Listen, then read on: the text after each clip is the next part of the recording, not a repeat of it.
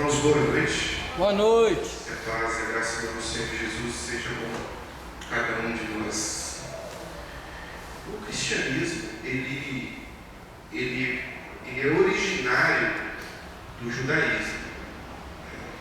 Nós temos Deus se manifestando no Antigo Testamento aos profetas, aos patriarcas. Nós temos Deus, a história do povo hebreu, construindo pano de fundo para a história do cristianismo, até que nós chegamos ao cumprimento das profecias, que Jesus viria, não que Jesus viria, que o Messias viria, né? Porque a profecia vem através dos profetas, dos santos homens que Deus usou. Quando eu digo santos, eu estou dizendo santo de perfeição, estou dizendo santo de separação, kadosh, homens que Deus usou, um povo que Deus usou. Nós vimos um povo na semana passada, os originários, os amalequitas, né, os originários de Ló. O povo de Deus, os hebreus, foi originário do tio de Ló, Abraão. E esse povo criou toda a fundação judaica, hebreia, né? E a partir dessa fundação veio o Messias. Então o Messias veio, Jesus veio a partir da religião judaica. Então o Antigo Testamento é o pano de fundo e o Novo Testamento é como se fosse a base para a construção do prédio. É assim que nós entendemos. Por isso que o Ocidente, todo o Ocidente, nas suas liberdades, elas são fundadas sobre o pensamento judaico-cristão. Algumas coisas eu já disse aqui: monogamia, liberdade comercial, você pode vender e comprar, você pode ter um marido só, né? As crianças, elas não são, é contra a lei elas serem molestadas. Nós não vivemos uma cultura grega onde as crianças eram molestadas naturalmente. Nós não vivemos uma cultura islâmica onde o homem pode ter quantas mulheres quiser. Quando as mulheres não têm direito nenhum, elas são uma mercadoria. Nós temos uma cultura ocidental baseada em princípios que se originaram no pensamento judaico cristão. Então, todo o cristianismo ele é fundamentado, ele vem lá de trás do pensamento judaico. E Deus, ao longo do tempo, dentro das culturas diversas, Deus vai se manifestando e tentando levar o homem a fazer o que é certo, o que é correto. E tem uma coisa que corrompe o homem e que Jesus falou nela mais do que falou a respeito do próprio inferno. Que assunto é esse? Um assunto que Jesus falou mais do que falou até mesmo do inferno. Isso, Dani. Dinheiro. Jesus falou mais a respeito de dinheiro do que a respeito do inferno. E Jesus falou a respeito das nefastas consequências que o dinheiro tem e explicou e foi dando ensinamentos em relação a isso. Certa vez Jesus argumenta com um jovem sobre dinheiro e Jesus faz uma proposta para esse jovem. Ele desafia o jovem a abandonar o seu amor pelo dinheiro para que ele pudesse ser realmente um seguidor de Jesus. Esse jovem tinha testemunhado para Jesus que ele era cumpridor de toda a lei. Então ele dizia para Jesus: olha, eu cumpro toda a lei, eu cumpro os 10 mandamentos. E os 10 mandamentos são minha prática. Tudo que está escrito ali, tudo que está escrito na Torá, nos profetas, eu cumpro. E aí Jesus, olhando para aquele jovem, desafia aquele jovem a abandonar o amor que ele tinha pelo dinheiro. Mas o desafio não é aceito. E o jovem segue por um caminho e Jesus por outro. O jovem não conseguiu dizer sim a Jesus e não ao seu amor pelo dinheiro. O apóstolo Paulo, quando ele escreve a Timóteo, no capítulo 6 da primeira carta, versículo 9 e 10, ele menciona isso. Ele diz assim: mas os que querem ser ricos caem em tentação e em laço e em muitas concupiscências loucas e nocivas que submergem os homens na perdição e na ruína. Porque o amor ao dinheiro é a raiz de toda espécie de males. E nessa cobiça, alguns se desviaram da fé e se transpassaram a si mesmos com muitas dores. Ou seja, quando Paulo está aconselhando seu discípulo Timóteo, Paulo diz para Timóteo: olha, cuidado, porque o amor ao dinheiro traz nefastas consequências. O amor ao dinheiro traz consequências muito ruins para a vida das pessoas. E ele menciona o dinheiro, o amor ao dinheiro, como raiz de todos os males. Como raiz de todos os males. Todos os males. Ele não fala assim, ó, a cobiça, a mulher do próximo é a raiz de todos os males. Ele não fala assim, roubar é a raiz de todos os males. Ele não fala assim, o assassinato é a raiz de todos os males. Percebe? Ele não fala, o estupro é a raiz de todos os males. Estou falando de coisas sérias, graves. Mas essas coisas não foram colocadas como raiz de todos os males. O dinheiro foi colocado como raiz de todos os males. Porque de fato, o dinheiro é a raiz de todos os males. Não o dinheiro em si, mas o amor ao dinheiro. Porque o amor ao dinheiro, meus irmãos, produz avareza. Avareza. Produz ganância. Produz ostentação. Os irmãos sabem, às vezes conhecem pessoas que estão lidando com essas questões, talvez de perto, talvez os irmãos acompanham essas pessoas na televisão, talvez os irmãos acompanham histórias de pessoas que se tornaram totalmente distantes de Deus, avarentas, gananciosas e muitas vezes com uma postura superior aos outros por causa do amor ao dinheiro. O amor ao dinheiro gera uma distorção no caráter, no ethos, na ética.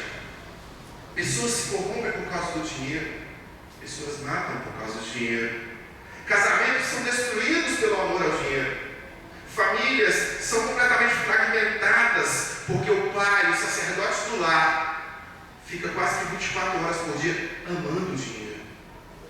Não ama o dinheiro, não ama os filhos na mesma proporção que ama o dinheiro. E a desculpa sempre é: estou ganhando dinheiro para vocês. E a infância dos filhos vai embora, a adolescência dos filhos vai embora, a juventude dos filhos vai embora, os filhos vão embora, a alma dos filhos vai embora. E não há nenhuma marca espiritual deixada por esses pais na nossa geração. Amar o dinheiro e ser escravo de dinheiro é priorizar o dinheiro como fator primordial na vida. O dinheiro por si só já conduz a vida da pessoa. Meus irmãos, quando a Bíblia fala que o amor ao dinheiro é a raiz de todos os males, a Bíblia não está brincando. E a Bíblia não está afirmando que o amor ao dinheiro é a raiz de todos os males dos que têm dinheiro, não. O amor ao dinheiro é a raiz de todos os males de qualquer pessoa que tenha ou que não tenha dinheiro. Eu pessoalmente já lidei com pessoas muito pobres, extremamente destruídas pelo amor ao dinheiro, pela ganância, pela avareza. Meus irmãos, o dinheiro como alvo da sua adoração e do seu amor destrói não só a sua vida, mas destrói a vida de outras pessoas que estão ao seu redor. Você pode não colher a destruição na hora que você está ganhando ali desesperadamente só o dinheiro, mas mais hora, menos hora, o preço vai ser pago, e o preço não poderá ser pago em dinheiro. O preço espiritual pode ser algo muito mais alto do que qualquer outro dinheiro que se pode acumular nessa terra. O próprio Jesus, em um certo momento, contando uma história, ele menciona uma expressão. Ele diz, ele chama a pessoa que está desesperadamente acumulando, sem olhar para o lado, com esse amor, essa paixão desenfreada pelo dinheiro, como louco. Esta noite pedirão a tua alma. É o que o mestre diz. Meus irmãos, a Bíblia não condena ganhar dinheiro. A Bíblia não condena o dinheiro, mas a Bíblia condena o amor ao dinheiro, a adoração ao dinheiro. Amar o dinheiro é muito mais do que só ter dinheiro. Você pode ser bilionário e não amar o dinheiro. Você pode ser um pobretão, o mais pobre do mundo, e ser completamente ficcionado e apaixonado por dinheiro. Mas o dinheiro é uma realidade, e o próprio Deus nos orienta a ganhá-lo. Nós devemos trabalhar para ganhá-lo. Nós devemos nos esforçar para nos aperfeiçoar, estudar, nos dedicar, não colocando ele como sendo a coisa principal na nossa vida, mas sabendo que ele é uma das coisas necessárias para esta terra, porque o dinheiro nesta terra é uma realidade. Isso quer dizer que nós que somos donos do dinheiro e não o dinheiro que é nosso dono. Não faremos o que o dinheiro quer que nós façamos, porque acima do dinheiro está o nosso Deus, acima do dinheiro está a nossa família, acima do dinheiro está muitas outras coisas que são mais importantes do que o dinheiro. E assim a palavra de Deus nos orienta. Nós somos donos do dinheiro, não o dinheiro ser nosso dono. Deus, o nosso Pai, que nos dá saúde, Ele abre portas para que a gente possa passar nessas portas. Aí a gente vai lá com o suor do nosso trabalho honesto, digno. A gente vai lá e ganha o nosso dinheiro. A gente vai lá, nós vamos lá e pagamos as nossas contas. Fazemos do dinheiro um instrumento para nós vivermos aqui neste mundo. Óbvio, claro e evidente que neste mundo nós precisamos dessa ferramenta. No céu não. No céu não vai haver necessidade de dinheiro. Mas enquanto o céu não é uma realidade, nós temos que fazer o uso do dinheiro aqui, mas um uso consciente e direcionado por Deus e a sua palavra. Porque o mundo está do jeito que está, porque o amor ao dinheiro afasta o homem da sua santa palavra. O amor ao dinheiro faz com que nações se afastem da sua santa palavra. Eu quero aproveitar e quero indicar para você um livro do Bill Hybels. Bill Hybels é autor de vários best-sellers. É um livro que tem um nome interessante: Simplifique.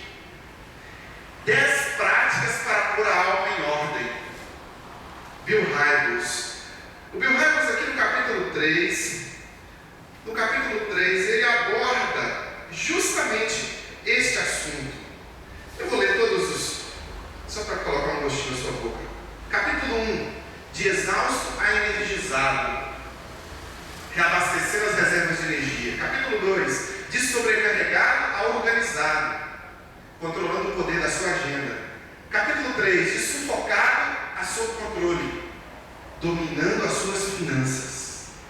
Esse capítulo 3 aqui é muito interessante. Eu sugiro que você leia o livro todo, porque são vários temas, são 10, como ele mesmo diz, 10 práticas para pôr em ordem a sua vida, para pôr a sua alma em ordem. Mas no capítulo 3 especificamente ele fala sobre dinheiro. Eu quero deixar essa sugestão para você. E hoje nós vamos ver na vida de um casal como a falta de liberalidade e como o amor ao dinheiro, acima de tudo, geram ruína e uma consequência trágica para a vida desse casal. Atos capítulo 5, versículo 1 em diante. Atos capítulo 5, versículo 1 em diante, fala sobre um casal de cristãos, como eu, como você. É óbvio, é claro, que esses irmãos nossos, esses dois cristãos, que se declaravam cristãos, que se diziam cristãos, eles estão vivendo numa época diferente da nossa, ok? Isso tem que ficar muito claro. Muito claro. O véu não havia se rasgado, a dinâmica apostólica não havia se encerrado, e eles estão vivendo no período apostólico. Amém? Capítulo 5 de Atos, período apostólico. Pedro andava na rua, a sombra de Pedro curava pessoas. Pedro olhava para um paralítico na porta do templo e dizia assim: levanta e anda. Ele levantava e andava.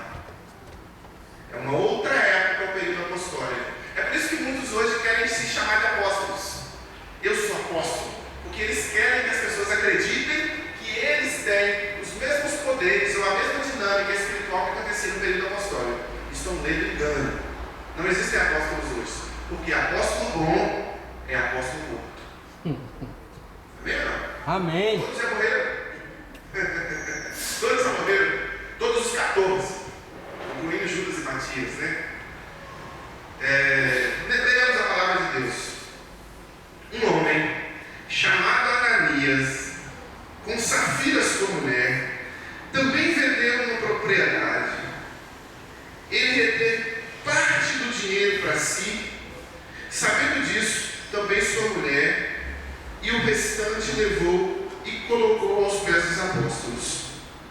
Então perguntou Pedro: Ananias, como você permitiu que Satanás enchesse o seu coração ao ponto de você mentir ao Espírito Santo e guardar para si parte do dinheiro que recebeu pela propriedade? Ela não me pertencia, e depois de vendida, o dinheiro não estava em seu poder? O que o levou a pensar em fazer tal coisa? Você não mentiu a homens, mas sim a Deus. Ouvindo isso, Ananias caiu morto. Grande temor apoderou-se de todos os que ouviram o que tinha acontecido. Então os moços vieram e envolveram seu corpo, levaram para fora e o sepultaram. Cerca de 3 horas mais tarde, entrou sua mulher sem saber o que havia acontecido. Pedro lhe perguntou: diga-me, foi este o preço que vocês conseguiram pela propriedade? Respondeu ela: sim, foi esse mesmo. Pedro lhe disse: por que vocês entraram em acordo para tentar o Espírito Santo do Senhor? Veja, estão à porta os pés dos que sepultaram seu marido, e eles a levaram também. Naquele mesmo instante, ela caiu morta aos pés dele. Então os moços entraram e, encontrando-a morta, levaram-na e a sepultaram ao lado do seu marido. E grande temor apoderou-se de toda a igreja e de todos os que ouviram falar desses acontecimentos. Aqui, o que vemos aqui nesta história? O que vemos aqui nesse relato bíblico que o médico Lucas traz para nós com tanta propriedade? Uma história de um casal de cristãos como nós, como eu, como você, pessoas que frequentavam o templo e estavam professando a fé cristã. Pessoas que tinham ali uma compreensão talvez até maior do que a nossa, porque estavam tete a tete com os próprios apóstolos, estavam presenciando a história que nós temos. Período apostólico diferente do período em que nós vivemos hoje. E esse grupo aqui, esse grupo de cristãos, chamado igreja, eles começaram a se expandir, começaram a desenvolver trabalhos. Meus irmãos, ingênuo é aquele que acha que vai acontecer alguma coisa nesta vida sem que haja necessidade de houver mobilização de energia, quer seja energia física, quer seja energia intelectual, quer seja energia financeira. Os apóstolos, quando começam a ensinar o seu povo, eles começam a ter a necessidade de dinâmicas financeiras para atender os necessitados, para construção de estruturas como essa que temos aqui. Natural. A prática desses cristãos aqui é diferente um pouco, é até maior do que a prática dos cristãos de hoje. Para a sua obra, a prática desses cristãos aqui, o que eles fizeram? Capítulo 2, versículo 42 em diante, diz que eles doavam tudo que eles tinham, colocavam aos pés dos apóstolos. Eles iam lá, vendiam propriedades e bens e colocavam aos pés dos apóstolos. Por quê? Porque eles amavam muito aquela obra. E porque eles também entendiam que a volta do Senhor seria iminente. Se Jesus vai voltar daqui a pouco, para que eu vou ter 10 mil no banco, 15 mil no banco? Se Jesus vai voltar amanhã, para que eu vou ter uma BMW? Para quê? Vai ficar aqui. Vai ser destruído. Eu não vou fazer uso disso. Então eles tinham um pensamento de que a volta de Jesus era iminente. Eles entenderam de forma literal algumas coisas. Eles saíram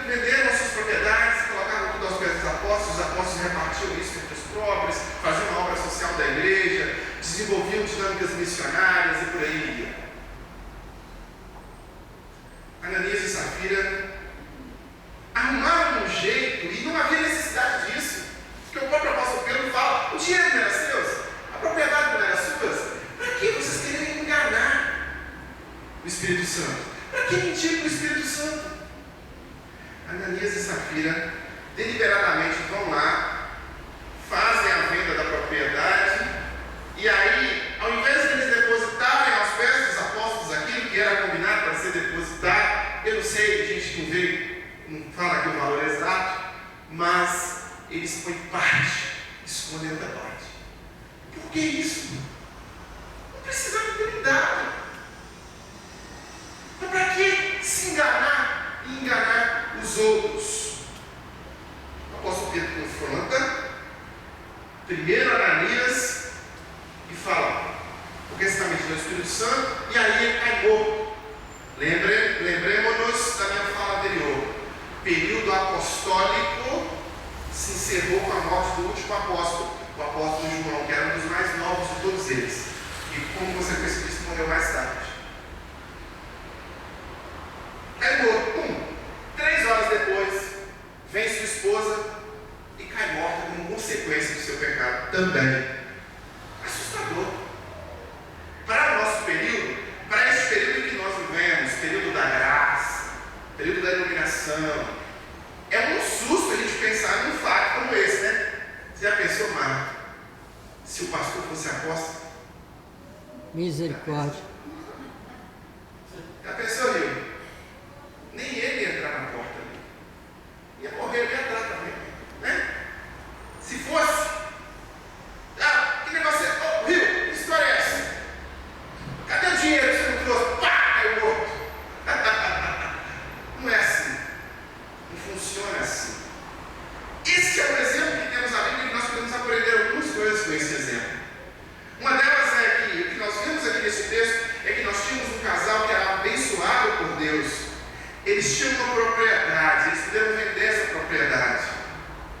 Meu querido, deixa eu te fazer uma pergunta. Tem uma coisa que o Rodrigo me falou essa semana. Se você não quiser, se Deus não quiser, você não acorda de manhã. Veja. De manhã você não levanta. Deus te dá saúde, te abençoa, me abençoa, coloca exatamente 2 moléculas, uma molécula de hidrogênio e 2 de oxigênio num negócio transparente, insípido, inodor, incolor, para que eu possa pegar esse negócio, beber e manter o meu equilíbrio interno. Amém, Rafael? Rafael bebe muita água. Tem que beber mesmo. Importante. Água.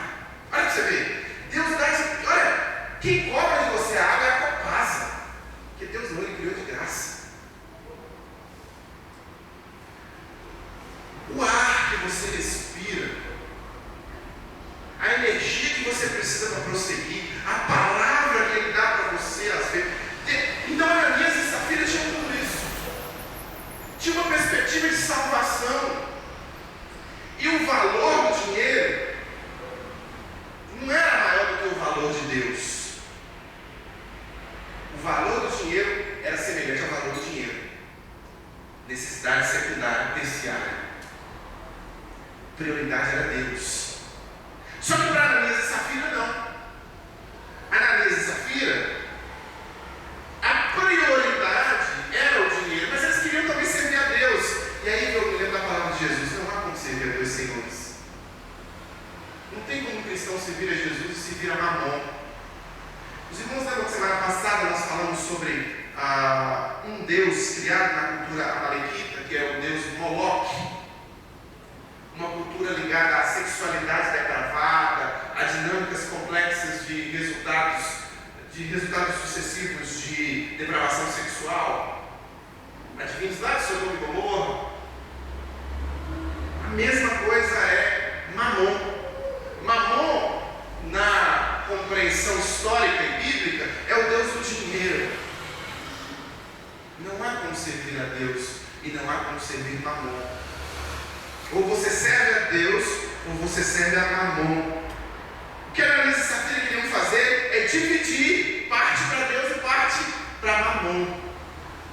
o amor ao dinheiro deles era maior. Um casal que se dizia cristão, era o que eles professavam. Eles se comprometeram com o Cristo. Eles se comprometeram com a causa do Cristo. Eles se comprometeram com o reino do Cristo. Primeiramente, como todo ser humano, se comprometeram com as mãos do Cristo. Oh, Deus, me perdoa. Oh, Deus, me abençoa. Oh, Deus, me ajuda. Oh, Deus, me isso. Oh, Deus, me aquilo. Então, as mãos, o tempo todo. E eles, como cristãos que eram, que professavam, se comprometeram também com os compromissos financeiros do reino de Deus. Porque se você não sabe de uma coisa, eu vou te contar agora. Não existe e nunca vai existir nenhum tipo de incentivo financeiro que promova a plantação de igrejas que venha do governo. Não vai acontecer. Nenhum tipo de incentivo financeiro que venha de César para Deus. Não existe isso. Nunca existiu. A César o que é de César e Deus o que é de Deus. Não existe na história da humanidade. Nenhum governo deve ficar feliz com o trabalho de Deus no seu solo. Sabe por quê? Porque todas as vezes que os homens abrem os olhos para Deus, os homens percebem como os governos são corruptos, nefastos, e os homens querem que o governo seja cada vez menor, a influência do Estado seja cada vez menor, e o reino de Deus se estabeleça na terra. Os reis nunca gostaram disso. O faraó nunca gostou disso. E os políticos não gostam disso hoje, não vão gostar. Então, meu querido, minha querida, sempre a causa de Cristo recebe resistência do Estado.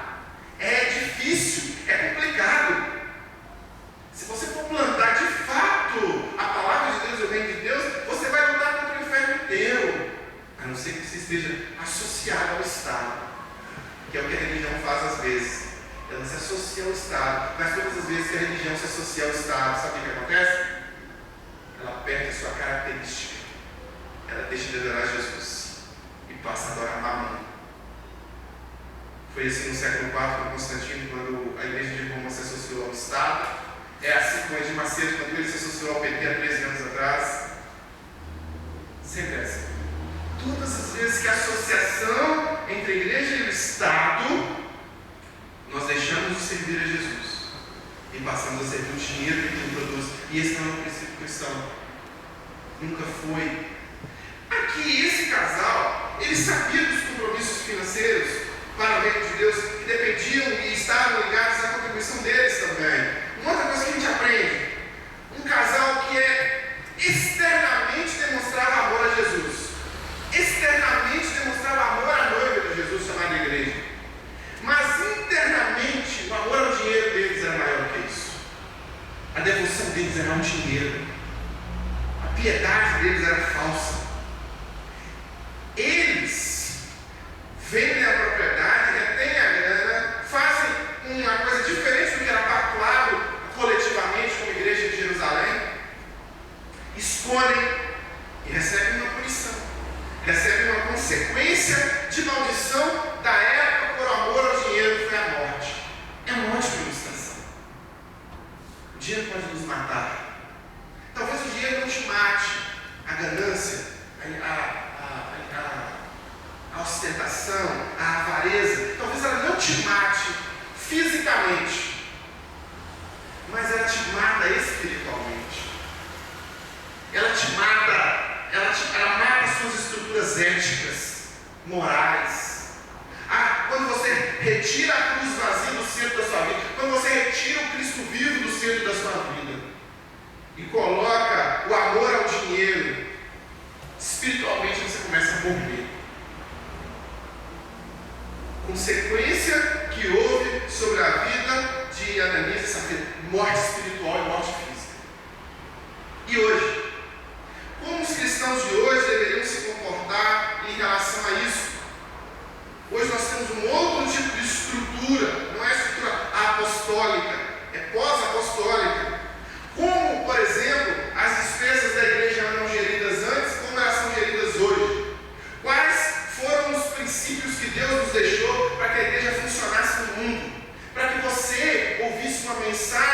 te encoraja a se aproximar de Deus, para que o microfone fosse usado para isso, uma cadeira fosse usada para isso, para que uma conta da CEMIG fosse paga todo mês, para que você conseguisse enxergar isso que está acontecendo, para que uma mesa de som funcionasse lá atrás, e essa mesa de som que tem um valor a ser pago lá na loja, estivesse fazendo com que tudo funcionasse.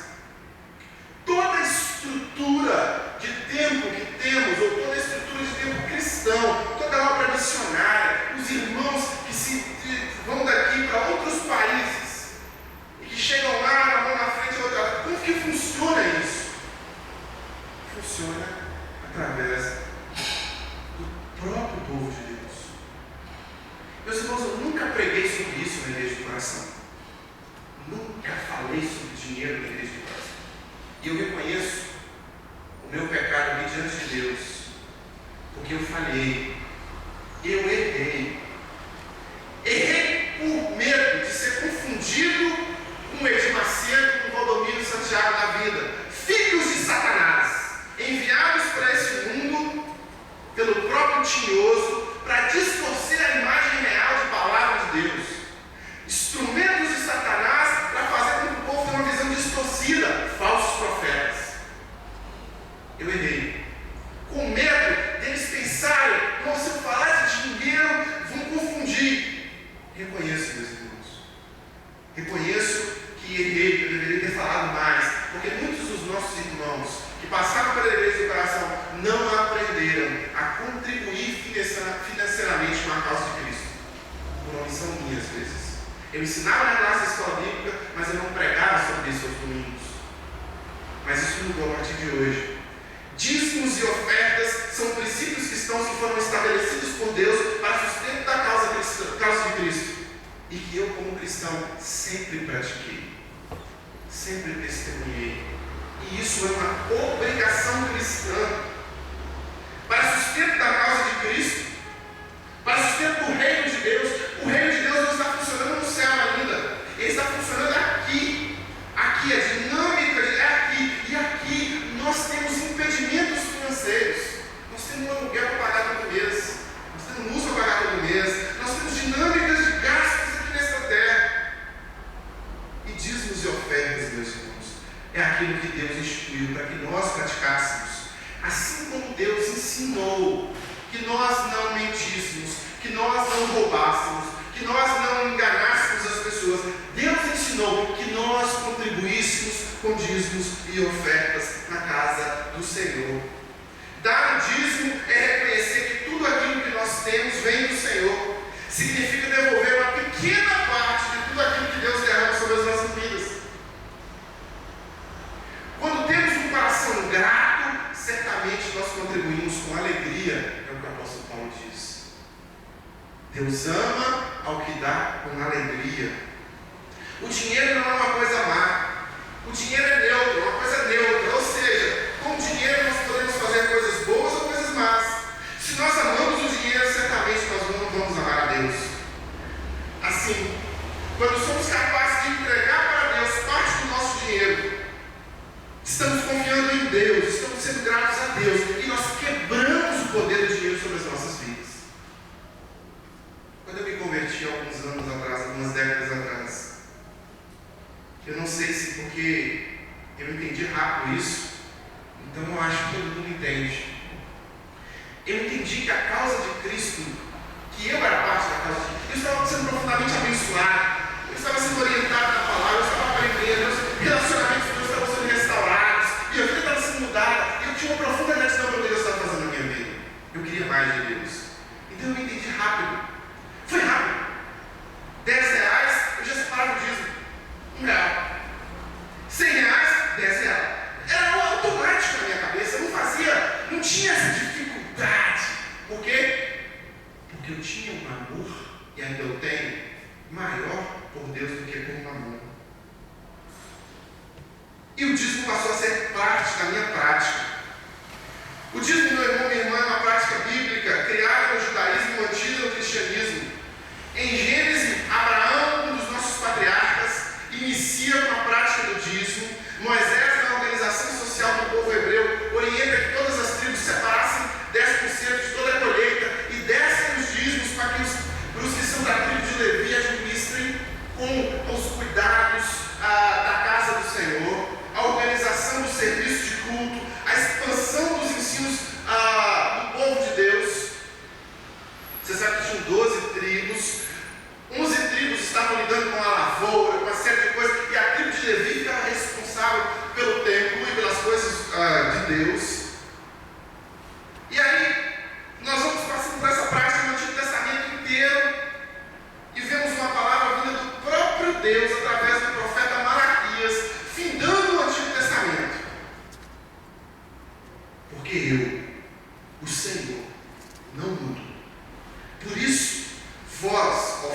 de Jacó: não sois consumidos, porque eu sou bom com vocês. É por isso que vocês não são consumidos. Desde os dias de vossos pais vos desviastes dos meus estatutos e não os guardastes. Tornai-vos para mim e eu me tornarei para vós, diz o Senhor dos Exércitos. Mas vós dizeis: em que havemos de tornar? Roubará o homem a Deus? Todavia vós me roubais e dizeis: em que te roubamos? Nos dízimos e nas ofertas. Com maldição sois amaldiçoados, porque a mim me roubais. Sim, toda esta nação, trazei todos os dízimos à casa do tesouro, para que haja mantimento na minha casa. E depois fazer prova de mim nisto, diz o Senhor dos Exércitos. E não vos abrir as janelas do céu, e não derramar sobre vós uma bênção, tal até que não haja lugar suficiente para recolheres. E por causa de vós repreenderei o devorador, e ele não destruirá os frutos da vossa terra, e a vossa vide no campo não será estéril, diz o Senhor dos Exércitos. Palavra de Deus para o povo de Deus que se desviava da vontade de Deus. Volte para mim, volte com as práticas, volte com todas as práticas, volte com ética, volte com moral, mas volte também com o sustento da minha casa, com o sustento da causa que eu estou instituindo sobre a terra. Quando o cristianismo se organiza, meus irmãos, os dízimos e as ofertas se tornam uma prática comum, assim como era no judaísmo. Por quê? Pela lógica. Como pagar as despesas do templo? Uma vez eu estava conversando com um amigo ateu. Eu tenho muitos amigos ateus. Tenho muitos amigos homossexuais, tenho muitos amigos crentes, tenho muitos amigos católicos. E eu conversando com ele, ele dizia: concordo com tudo que os crentes falam, só não concordo com o dízimo. Eu perguntei por quê. Por causa... E aí ele citou as coisas que o Edir Macedo e a sua trupe fazem. Eu disse: olha, cristianismo não é o Edir Macedo. Edir Macedo é só um enviado de Satanás para fazer com que pessoas como você pensem contra o dízimo. Deixa eu só te fazer uma pergunta. Você é psicólogo, né? Sou. Deixa eu te falar um negócio. Como é que o Conselho Federal de Psicologia faz para pagar, para sustentar o prédio do Conselho? Para pagar água, luz, telefone, toda a estrutura de funcionários. Como é que é? A gente paga uma anuidade de R$700 todo ano, a gente paga tal coisa, tal. Para quê? Para eu ter a carteirinha. Qual a diferença? Você acha que a igreja não deve ter contribuintes também para pagar as suas despesas? Você acha que só o Conselho Federal de Psicologia tem que ter contribuintes para pagar as despesas? Aí agora você deu uma luz na cabeça dele. Sabe o que ele falou, meus irmãos? Eu nunca tinha pensado nisso. Ele falou desse jeito. Aí eu falei para ele assim: você sabe por que você nunca tinha pensado nisso? Porque Satanás turvou o seu coração, turvou a sua mente, turvou a sua visão. Você só viu do jeito que Satanás quisesse que você visse. Você só viu de uma cena na sua frente. E eu conheço milhares de pessoas que fazem um ótimo trabalho cristão. Ótimo. Conheço muitos pastores, 300, 400 pastores, igrejas que eu prego durante o ano inteiro, pessoas abençoadas que fazem um excelente trabalho cristão, que ajudam pessoas necessitadas, que pregam a palavra com santidade, com amor a Deus, que não são ladrões como Edir Macedo e companhia. Mas o que ficou na sua cabeça foi o que Satanás queria. Para você pensar que a igreja não precisa, que vai fluir de algum lugar, mas o Conselho Federal de Psicologia precisa. Como que nós pagamos essa luz, meus irmãos? Com dízimos e ofertas. Como que nós pagamos a água que é bebida do bebedor? Com dízimos e ofertas. Com dízimos e ofertas. A única coisa que essa igreja não paga com dízimos e ofertas é salário do pastor. Porque o pastor trabalha voluntário. Porque a igreja também não tem condição de pagar. Mas o resto é com dízimos e ofertas. Então, dízimos e ofertas para pagar as despesas oriundas do trabalho da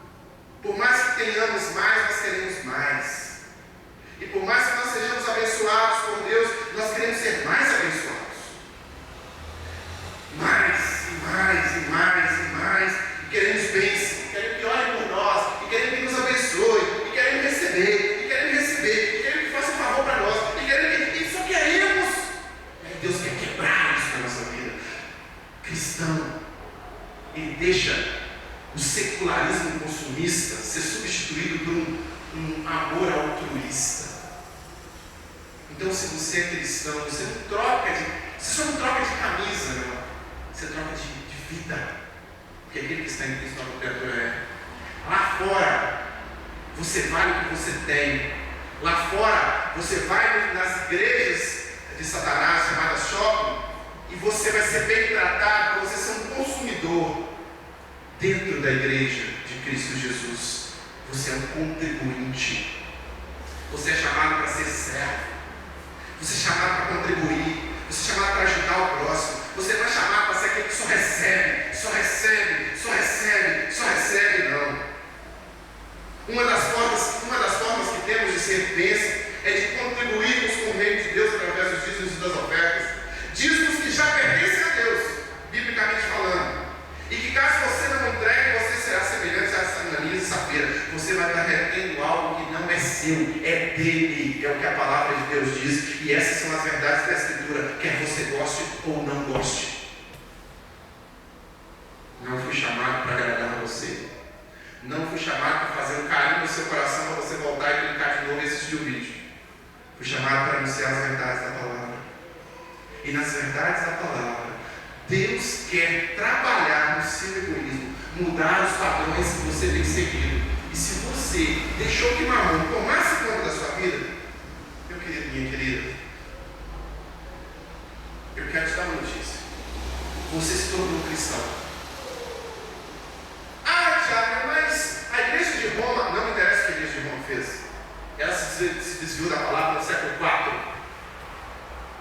Ela se vendeu no século IV para ganhar mais dinheiro. Mamon conseguiu introduzir. É a maior dona de terra do mundo. É a que tem a pastoral da terra, mas é a que tem mais terra do mundo. É a que tem um líder que fala assim: o Donald Trump. Não falou o nome do Donald Trump, claro, mas ele fez inferência. Cristãos não constroem muros, constroem pontes. Alguém aqui já foi no Vaticano? Tirando Karina? O Vaticano, existem os maiores muros, mais bem vigiados, com os 300 homens mais bem treinados do mundo, chamados guarda suíça. São os matadores mais bem treinados do mundo. O subterrâneo do Vaticano tem um arsenal que dá para travar uma guerra.